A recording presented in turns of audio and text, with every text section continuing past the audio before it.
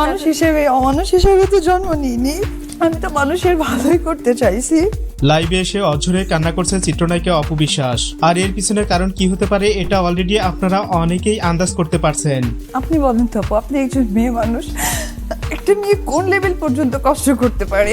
বর্তমান প্রেক্ষাপট অনুযায়ী অপু বিশ্বাসের মন খারাপ থাকবে, এটাই স্বাভাবিক। হঠাৎ করেই তার এরকম একটা ধাক্কা সহ্য করতে একটু সময় লাগবে, যদিও শাকিব খান তাকে ডিভোর্স দিয়েছে অনেক আগেই।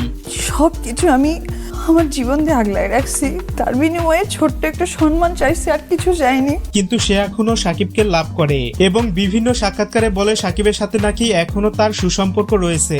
আমি কারো কাছে ছোট হয়ে যাব, আমাকে ছোট করা হবে, এটা আমার কাম্য ছিল না।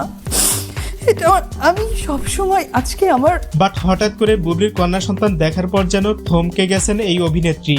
মুখের ভাষাটাও যেন হারিয়ে ফেলেছে, যেটা তিনি কখনোই প্রত্যাশা করতে পারেনি, সেটাই আজ দেখতে হচ্ছে। এর চেয়ে দুঃখের বিষয় আর কি হতে পারে? এছাড়াও বর্তমানে অপু বিশ্বাসের এমন করুণ পরিণতি হয়েছে, কেউ তাকে সিনেমায়ও নিচ্ছে না।